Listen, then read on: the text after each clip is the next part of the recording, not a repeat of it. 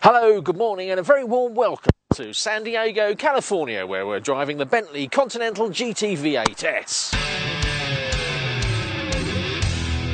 Bentley's model range is expanding at quite a rate these days, maybe not at quite the same rate as sister brand Audi, but yes, there will be a Bentley SUV along in a couple of years' time. In the meantime, the company is concentrating on adding a bit more power here and there and losing a bit of weight in some places as well.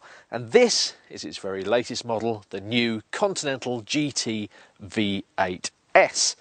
It costs about £9,000 than the standard Continental GT V8, and what you get for that? Well, you get 20 brake horsepower more, always welcome.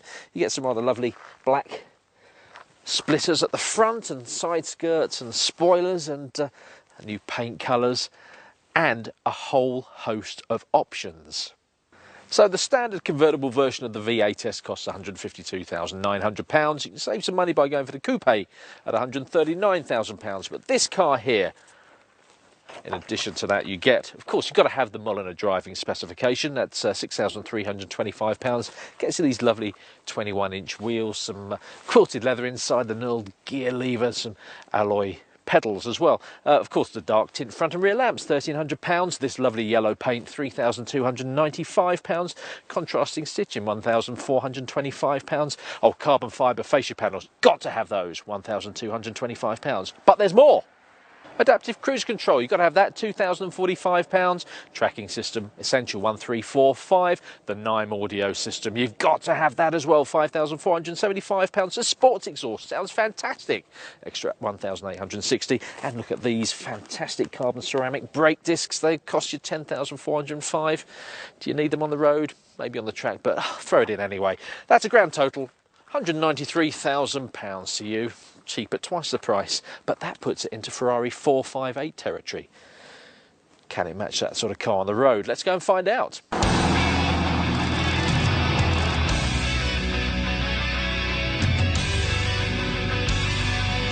Under the bonnet is a glorious 4-litre twin-turbo V8 producing 521 brake horsepower.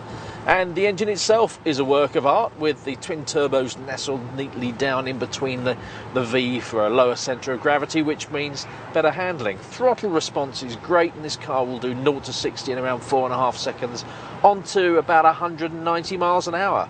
The handling is just solid.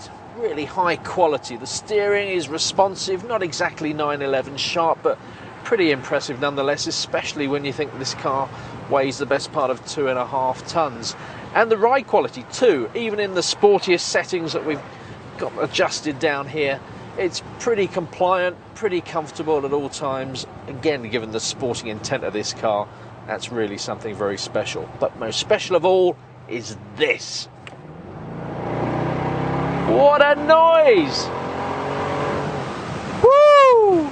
Bentley says that around 65% of all buyers go for the W12 engine model. Frankly, I don't see that. That's spending money for the sake of spending money.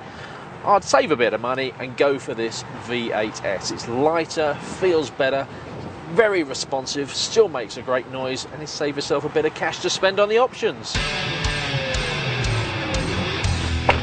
We're here at Frank Sinatra's old home in Palm Springs in California, and there's quite a few similarities between old Blue Eyes and the new Bentley Continental GT V8S. They're both cool, they're both classy, and they both make a fantastic noise. But having driven a few hundred miles in this Bentley, I'll sum it up like this. For me, it's one of the best sports cars you can buy to drive on everyday roads in the real world. It may not be quite as electrifying to drive as a Ferrari 458, but for most people, most of the time, it's a pretty damn good sports car.